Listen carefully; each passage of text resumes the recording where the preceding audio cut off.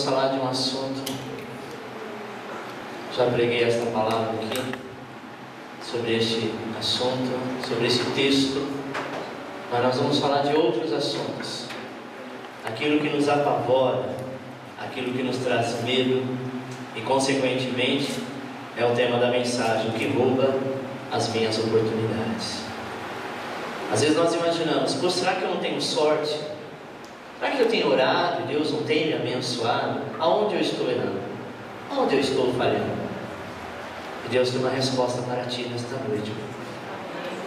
Aquilo que rouba a tua oportunidade, você será ciente, e a partir daí você coloca em prática. Amém? O tema é o que rouba as minhas oportunidades. 1 Samuel capítulo 17, versículo 11 diz assim: ouvindo então Saul e todo Israel essas palavras do filisteu, desalentaram-se e temeram muito. E todos os homens de Israel, vendo aquele homem, fugiam de diante dele, tomados de pavor.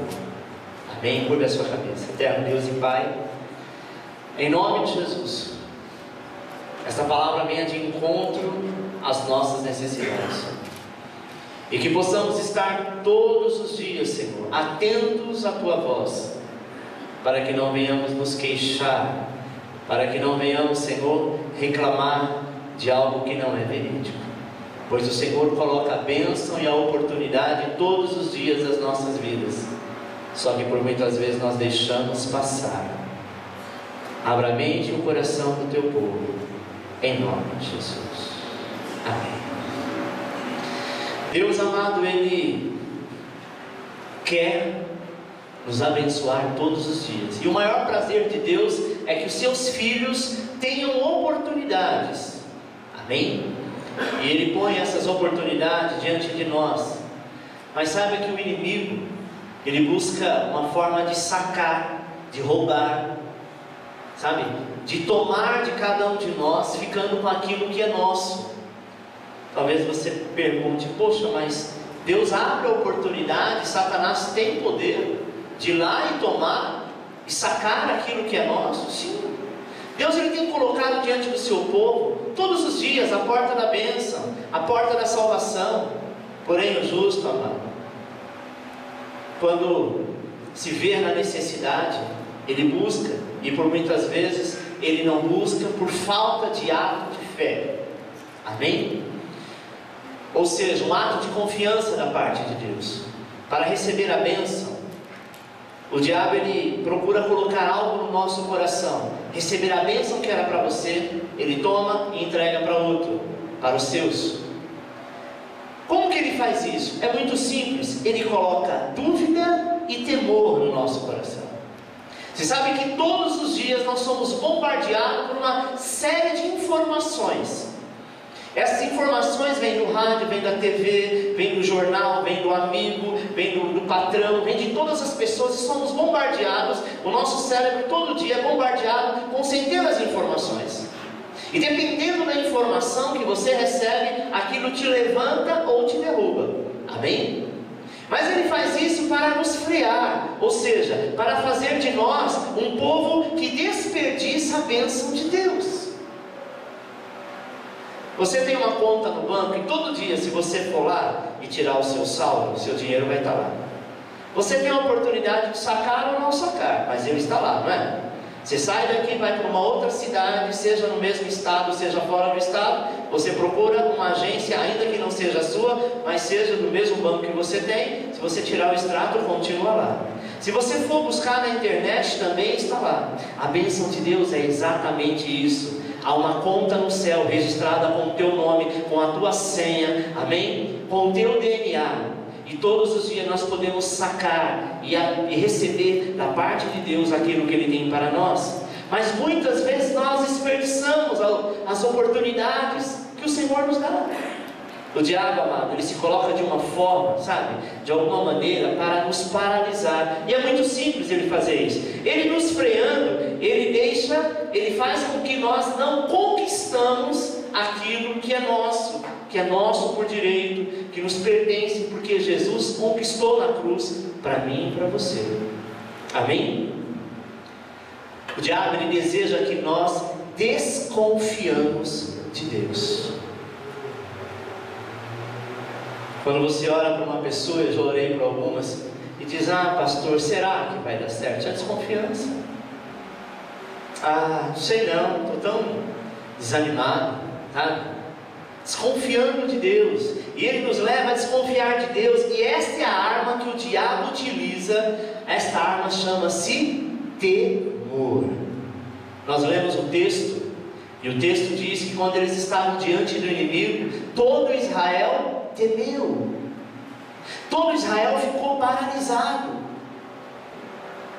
Número 1, paralisado pelo medo.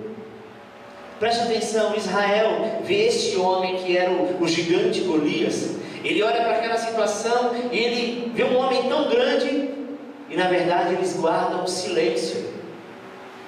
E nenhum só homem, amado, sai para a batalha. Um ficou esperando pelo outro, dizendo: não, vai lá você, eu não vou. Aí o tal do Golias, ele diz assim: eu sou o campeão dos filisteus, traga vocês agora o campeão de vocês, o lutador, o mais forte que peleje contra mim. Mas não havia ninguém, por uma razão simples: eles haviam sido invadidos pelo medo. Quantas vezes o gigante Golias bate na tua porta, dizendo: e agora, Maria, João, Joaquim, o que você vai fazer? E você começa a dizer: eu prefiro me calar, eu vou começar a orar, eu fico pedindo a Deus, mas ao mesmo tempo o Senhor manda eu avançar, mas eu tenho medo. Você sabia, amado, que a palavra medo vem do termo grego chamado phobos, que significa ter desejo de fugir ou ter angústia por algo. Medo vem do termo grego phobos, F-O-B-O-S, phobos, que significa ter desejo de fugir, ter angústia por algo. Porém, sobretudo, isto foi o que mais me impactou. Sabe o que? É que o temor significa intimidar-se frente ao adversário. Qual é o teu adversário? É a enfermidade? Qual é o teu adversário? Nós precisamos entender que todos os dias nós temos adversário, mas esses adversários é para a glória do nome do Todo-Poderoso. Aleluia!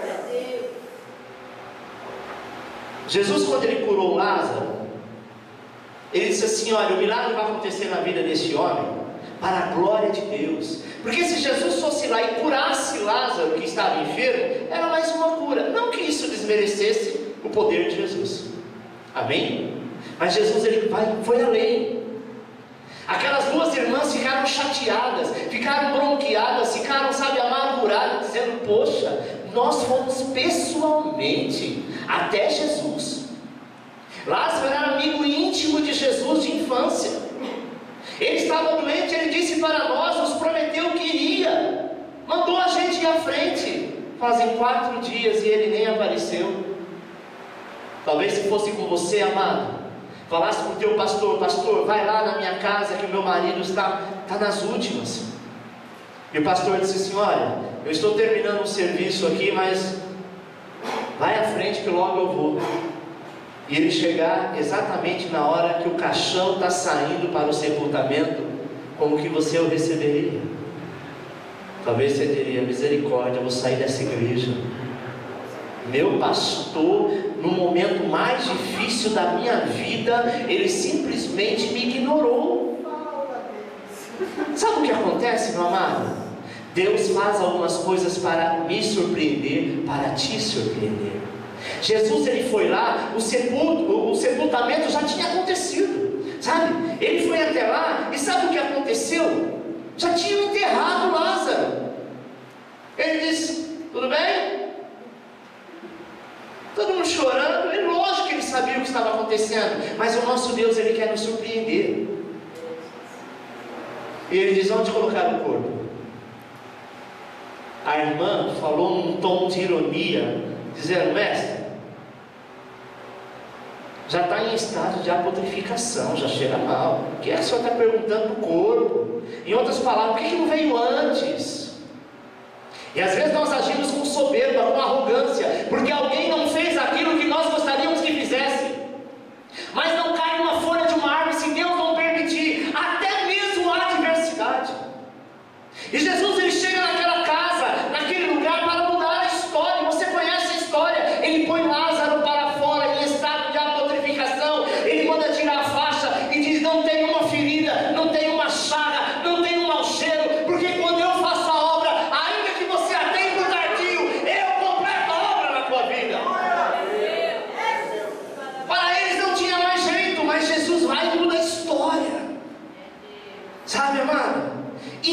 humilhar-se frente ao adversário. Ponto 2. Engrandeceram o problema. É o que mais as pessoas gostam de fazer. Colocar o problema maior do que ele já é. Engrandecer o problema. Sabe por que os israelitas se encheram de medo? Porque começaram a engrandecer a Golias, a falar coisas, sabe, excelente de Golias. Onde está escrito isso? 1 Samuel 17:25 diz assim: e diziam os homens de Israel: viste aquele homem que subiu? Pois subiu para afrontar a Israel. Há de ser, pois, que o homem que o ferir, o rei o enriquecerá de grandes riquezas, e lhe dará sua filha, e fará livre a casa de seu pai em Israel. Vejam, amado, que a reação que tiveram foi como de admiração. Começaram a exaltar o inimigo Golias. Eles estavam admirados com Golias. E obviamente, como lhe agradava o coração, foram se enchendo de temor. Quando o problema é grande, alguém começa a falar desse problema, dizendo: olha, a minha tia passou por isso e morreu. Olha, aconteceu tal coisa e tal coisa teve esse resultado. Parece que o problema fica maior, não fica? Não deixe, amado, Satanás engrandecer, exaltar o problema. Não deixe ele fazer com que esse problema seja maior do que ele já é. E você sabia, nós falamos da palavra temor, medo, não é? Você sabia o que significa a palavra louvor? Significa falar bem de alguém. A palavra louvor significa falar bem de alguém. Porém, às vezes nós, ao invés de louvarmos a Deus, falar bem de Deus, no momento da adversidade, nós louvamos quem? O problema. E olha o que diz: ah, pastor, é que esse problema é muito grande. Tem um texto aí, amém? É muito complicado. Eu não faço a mínima ideia de como vou solucioná-lo. É o problema mais difícil que jamais tive que enfrentar em toda a minha vida. Só faltando ficar de joelho e dizer: ó, problema, eu te adoro, eu lhe bendigo, porque você é maior do que tudo que eu possuo. Nós louvamos o problema, louvamos a adversidade, e quando alguém pergunta se você está bem, a primeira coisa que você fala do problema, da situação, da enfermidade, do mal, louve ao Senhor, porque nós temos que bem dizer aquele que nos criou e aquele que vai dar a resposta que necessitamos. Não vamos louvar o problema é um fato que aconteceu, mas de hoje para amanhã ele vai ser solucionado.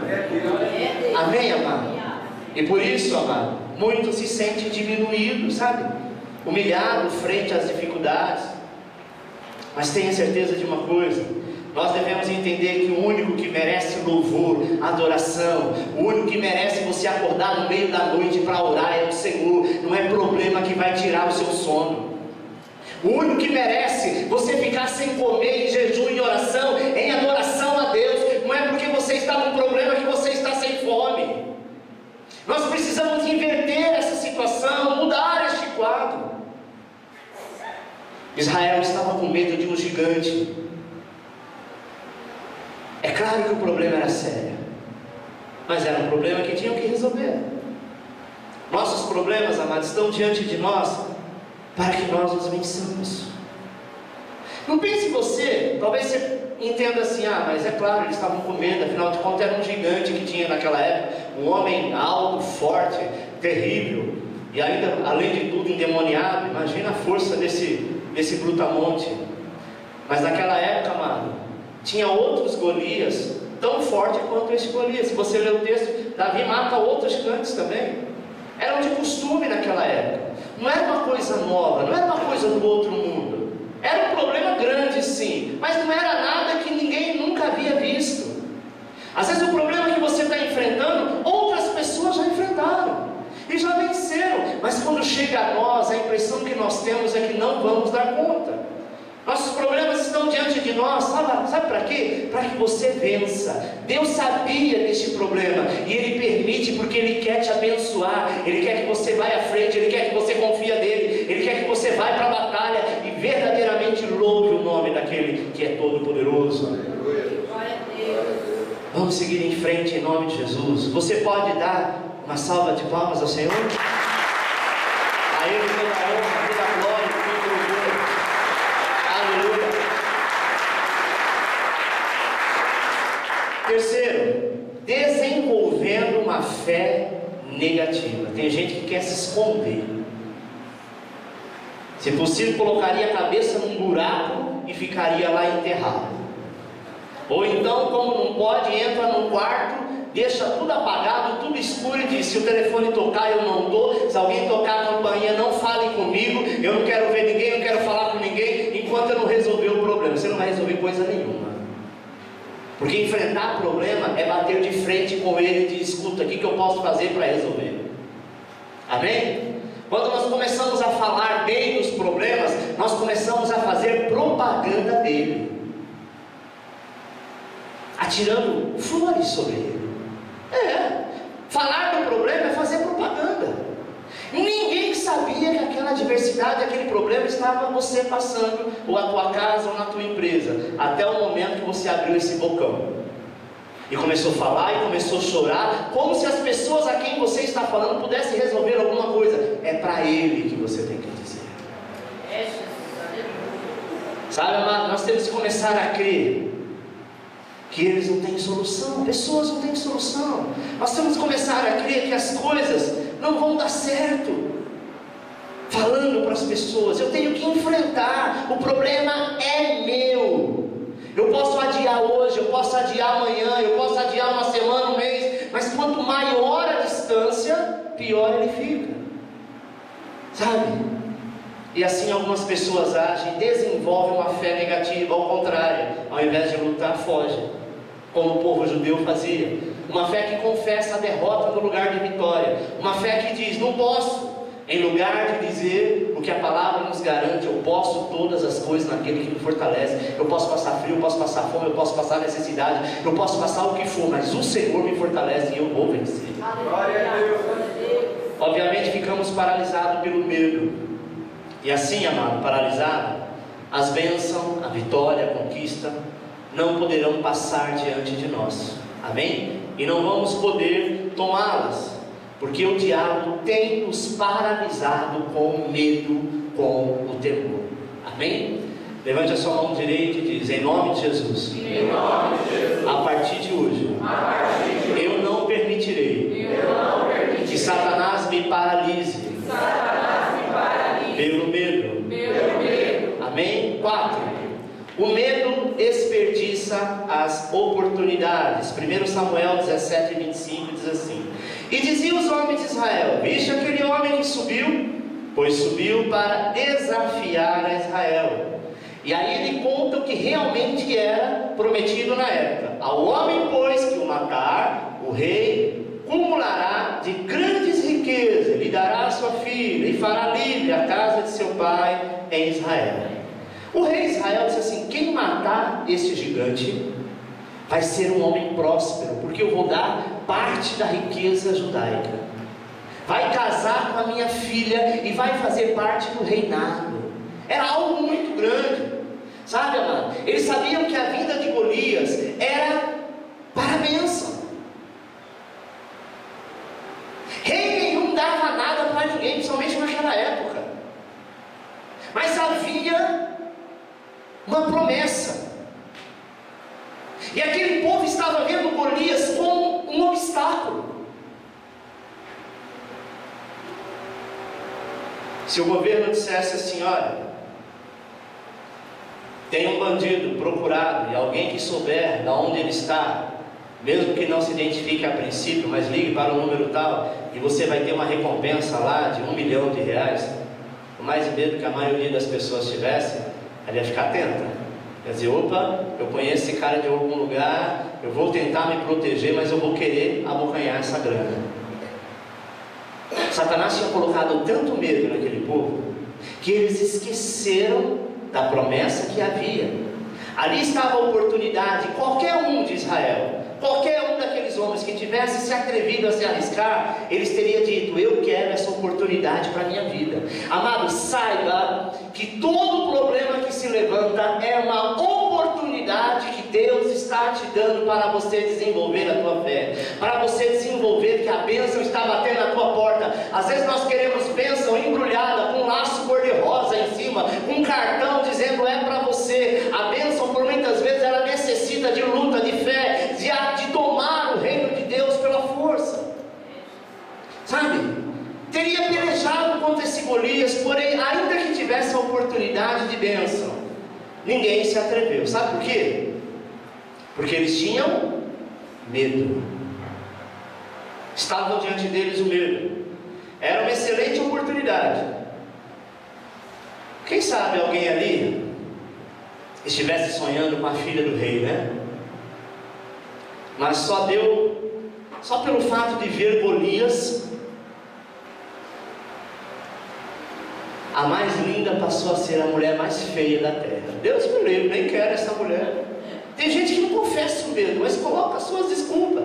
Talvez alguém tivesse as suas necessidades econômicas, sabe? E queria ter a prosperidade, mas bastou se deparar com Golias, já pensava, não, assim para ser pobre mesmo.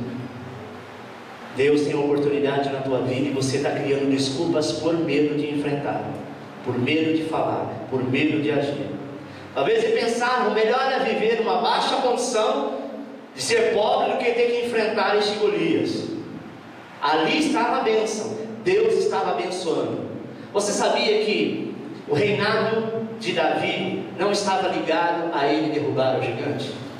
Porque o chamado que Deus tinha para Davi iria acontecer independente de ele ter vencido o gigante ou não. Amém? Ele era escolhido no coração de Deus. Ele já estava sendo ungido, já tinha sido ungido, independente de ter matado Golias ou não. Deus estava abrindo a oportunidade para os guerreiros daquela época, para mudar a história, mas todos eles se acovardaram. E o Senhor disse, bom, já que vocês estão acovardados, isso não aconteceu um dia só, foram vários dias de humilhação. Deus então levanta Davi para levar comida para os irmãos, e lá muda toda a história. Meu irmão, enquanto você está se acovardando, sabe, e não lutando para aquilo que é seu por direito, Deus vai levantar outro, porque a bênção já saiu do trono de Deus, e aquele que estiver apto para recebê-la vai viver o melhor da terra. Ali estava uma oportunidade, qualquer um pudesse tomá-la, mas não quiseram. Amém? 5. Decidindo a não se deixar dominar pelo medo. Até que chegou um homenzinho, franzino, pequeno, jovem, de boa aparência, e ele levava pelo cabresto um burro, e este homenzinho chamava-se Davi. E chegou Davi, vai procurar os seus irmãos, conversar com os seus irmãos, levar o alimento. Quando ele sai, de repente um gigante aparece dizendo, quem vai lutar? Amém aí na mesa? Vocês não têm um campeão?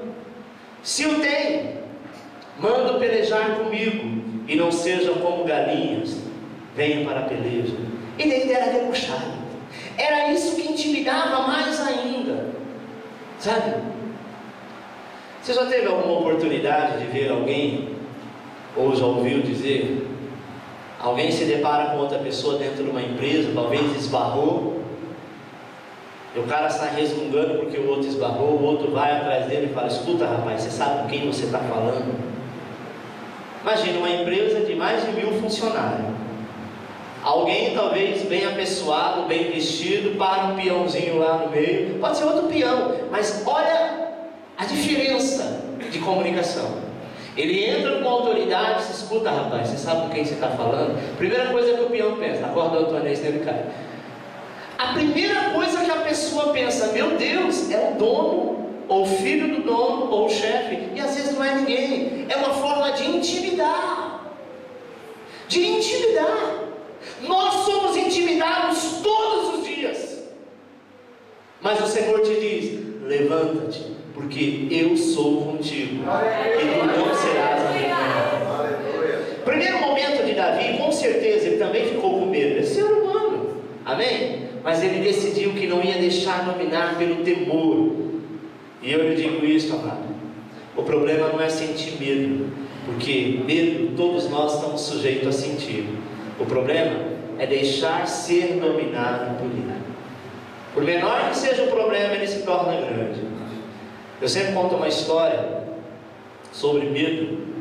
Eu vi uma história de um rapaz que morava, um jovem, um garoto que morava no interior, num sítio, e ele tinha um caminho que ele passava, que tinha bambu dos dois lados, e ele passava por aquele caminho e ia para a escola. Era afastado, ia com alguns outros amigos, e quando ele voltava, cada um ia para a sua casa. E nessa época de inverno, somente na época de agosto, no interior, venta-se muito, né? E ele chegou, né, vindo para sua casa. Quem já ouviu falar da loira do banheiro? Eu não sei se a molecada hoje tem isso, mas na minha época, quando falava a loira do banheiro, a gente se arrepiava. Diz que era uma loira que tinha morrido, que aparecia, né, no banheiro da escola. E criança ouve isso e acredita. Principalmente quando as meninas entravam no banheiro, a gente passava gritando: "Ô loira!" E era um tal: "Ah, loira, loira!" E ficou isso, e esse garoto teve esse medo. Quando ele está voltando para sua casa, escuro já, que já não era mais horário de verão, ventando, né? Ele viu alguma coisa fazendo assim para ele. E ele diz: "Meu Deus, daqui até a casa onde estou é mais ou menos 50 metros. Ele gritou, chamou pai, chamou mãe, e ninguém ouviu. Ele diz: "Eu vou ter que passar, porque está escurecendo." E o negócio não parava, aquela ventania, e aquele negócio, ele diz: "É a loira." Ele pegou uma pedra e disse: "Bom, vou ter que enfrentar esse medo." E quando ele pega aquela pedra e vai chegando perto, ele percebeu que era um galho de bambu que havia quebrado, e que o vento balançava e dava a impressão que era alguém chamando. Olha o que o medo faz ver coisas que não existem, né? Mas Davi, amado, ele não deixou que a ira, sabe, que o medo, que o pânico, ele não deixou entrar no seu coração, mas ele foi, enfrentou, venceu Golias e o matou. Sabe por quê? Porque ele decidiu que ele não seria dominado pelo medo. Amém? Ele não seria dominado pelo medo.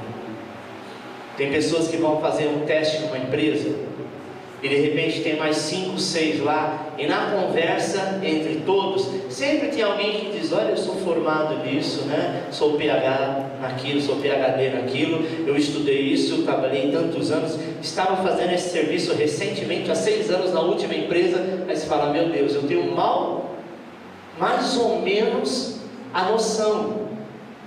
Como que eu vou disputar com essas pessoas na hora da entrevista? Eu não vou nem conseguir falar nada, porque os caras que estão aí são muito experientes, estão à frente." Preste atenção, amado. Você é servo e serva de Deus. Há 2 condições. Se você não passou, é mais uma experiência que você adquiriu, mas Deus não te colocou lá para te fazer passar vergonha.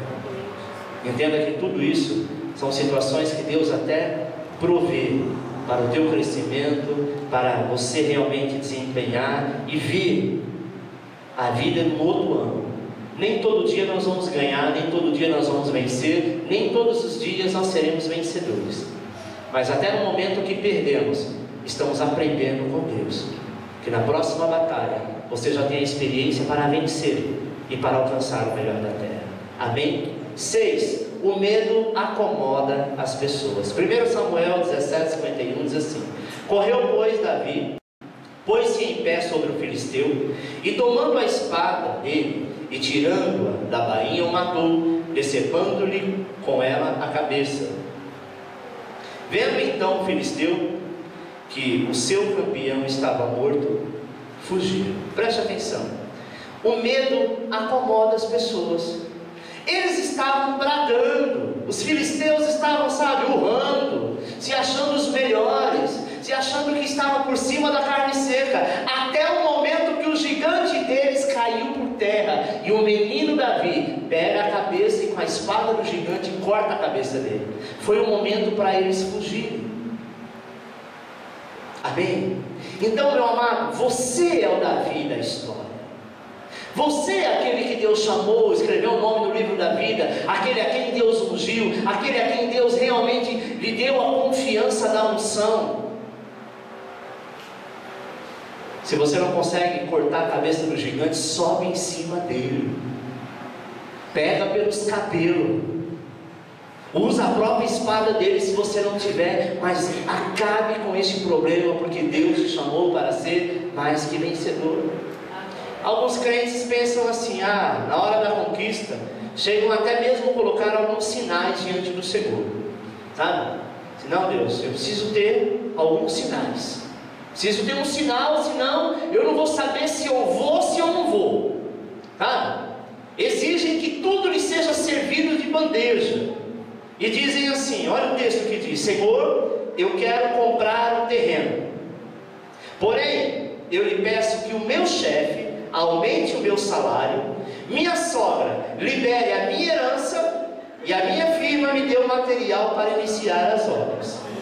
Aí, Senhor, eu vou entender que é a sua vontade, e que eu vá e compre este terreno, porque se não for assim, eu vou entender que não é da sua vontade que eu more naquilo que é meu.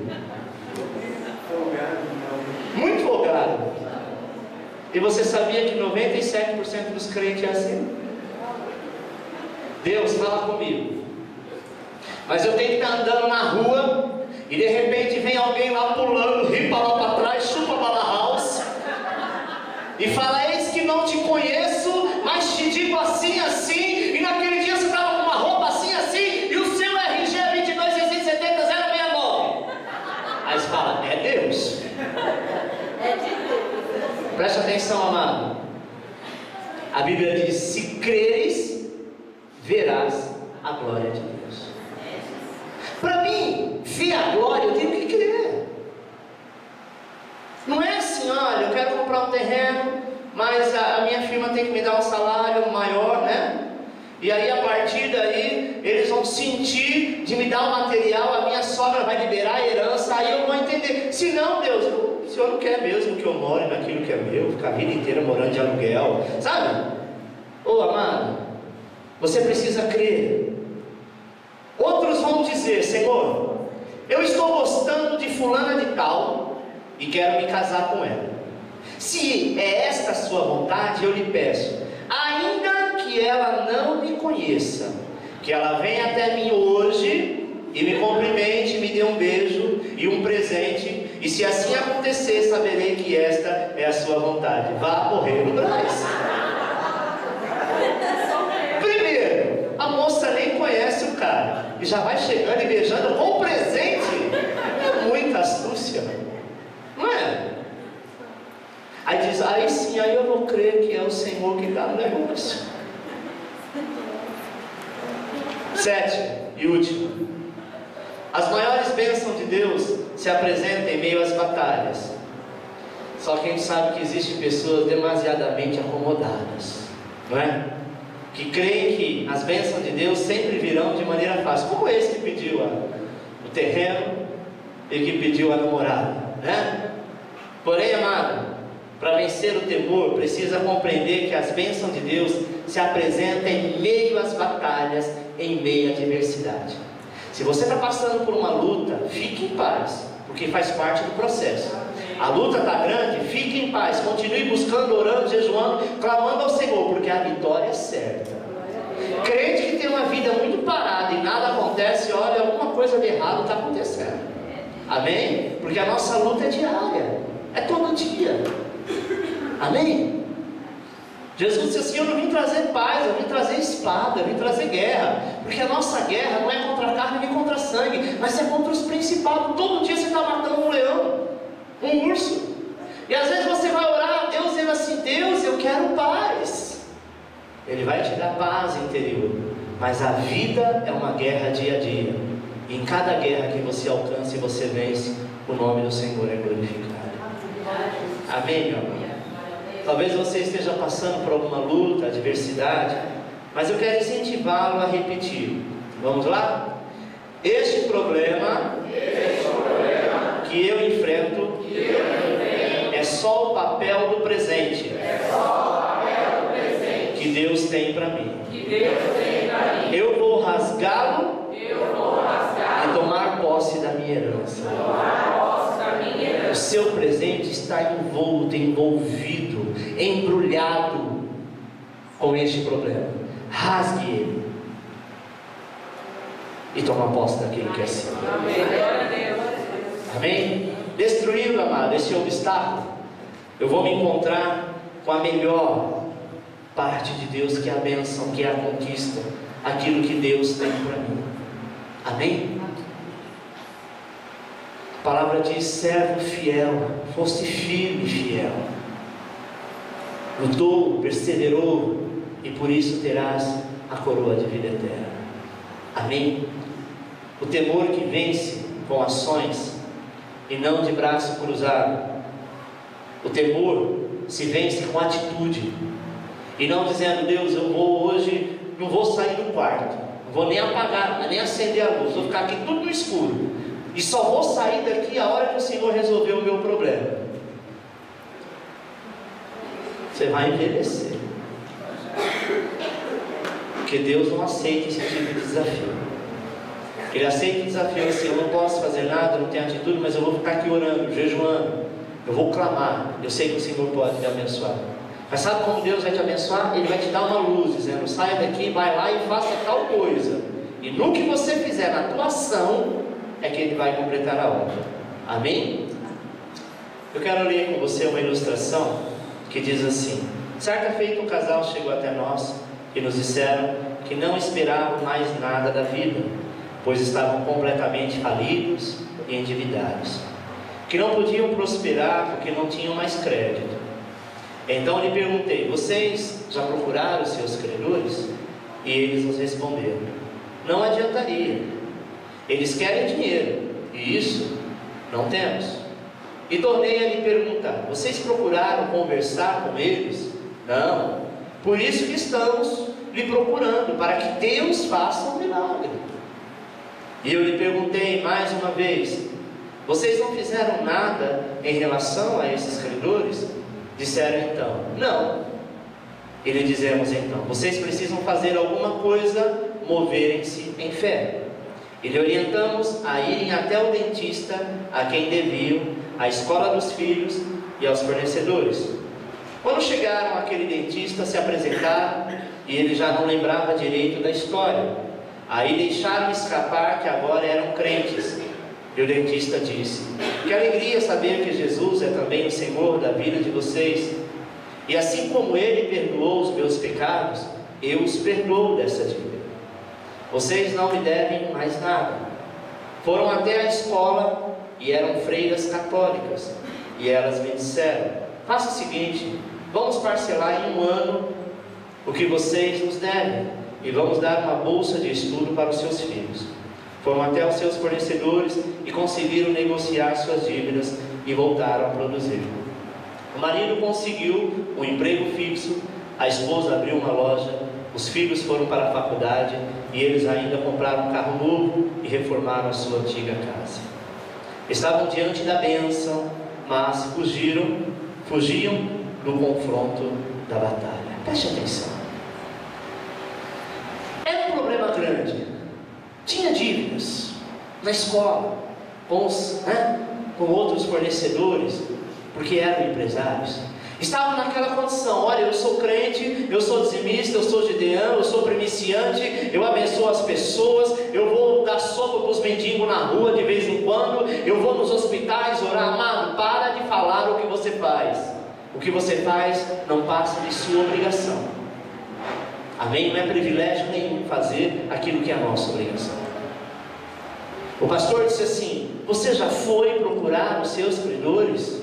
Ah não, eles querem dinheiro. Calma, vai lá e negocia, porque o milagre de Deus está aí. Quando eu me disponho a sair do meu lugar de comodismo ou de medo, e vou até um local e falo: escuta, minha condição é essa, vamos sentar, vamos conversar. A pessoa, o máximo que ela vai dizer é sim ou não. Mas se ela está vendo a sua atitude de querer fazer, e aí o milagre de Deus entra na história, tudo se resolve.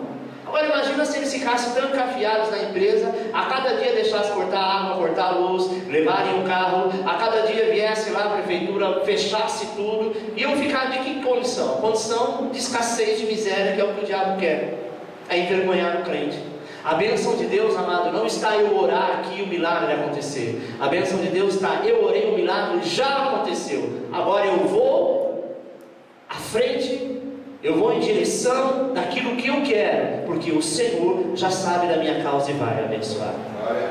Quando alguém age em fé, amado, ele pode ver o milagre, porém o medo é que paralisa.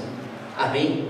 Sabe que quando alguém vence o medo, vence também o seu pior inimigo, porque a força de Satanás nos dias de hoje é o medo. Medo de faltar, medo de ficar endividado, medo de não dar conta. Não é verdade? Se a gente for ter esse tipo de medo, ninguém sai na rua, porque o que você vê na televisão hoje só fala de morte, só fala de assalto, de sequestro. Não é verdade? Se você tiver medo, deixar ele envolver, você não compra nada à prestação. Você não sabe, se você está trabalhando hoje, você não sabe o que pode acontecer amanhã. Em algumas empresas, quando alguns funcionários chegam lá, não tem mais nada, a firma já foi embora, já virou fantasma. Não é verdade? Nós precisamos agir com fé, devolver aquilo que é do Senhor, porque Deus guarda aquilo que é nosso. Amém, meu amado? Nós podemos colocar, quando nós vencemos o nosso inimigo, e o maior inimigo é o medo em várias áreas, podemos colocar em fuga um exército inteiro, quando você se posiciona, quando você vence o medo.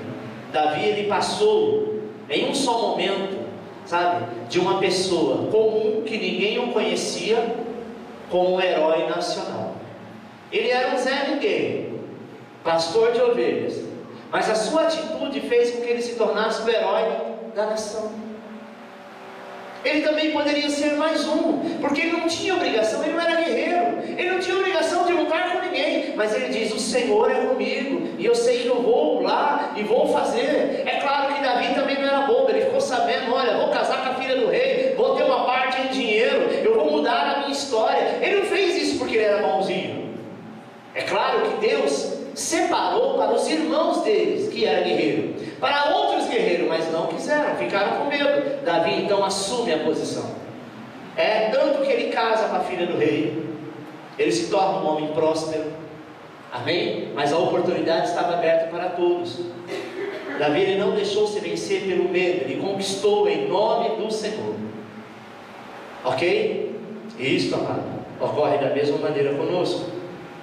O diabo está roubando a bênção de tanta gente por medo, nos está roubando a oportunidade. Alguém vem e te traz uma oportunidade, você fala: mas eu acho que eu não vou conseguir, eu não tenho estudo, olha, eu não sei, eu acho que não vai dar certo. Ô meu amado, tenta pelo menos. Talvez a bênção que você está orando, está pedindo a Deus, a porta ele está abrindo e você está dizendo: fecha, porque é muito grande para mim, é muita areia no meu caminhãozinho. E quando nós sentimos medo, nós perdemos o que Deus tem para nós. Porém, meu amado, vamos hoje tomar uma decisão. Não vamos deixar nada para o diabo roubar e conquistar. Não vamos deixar mais nada, sabe? Em nome de Jesus, vamos passar por esta peleja, por pior que seja a situação, vamos enfrentar de cabeça erguida, porque maior é o que está contigo. E para terminar, 1 João 4,18 diz assim: no amor não há medo, antes o perfeito amor lança fora o medo, porque o medo envolve castigo, e quem tem medo não está aperfeiçoado no amor. Não temas, o Senhor é contigo. Amém. Aplauda o Senhor.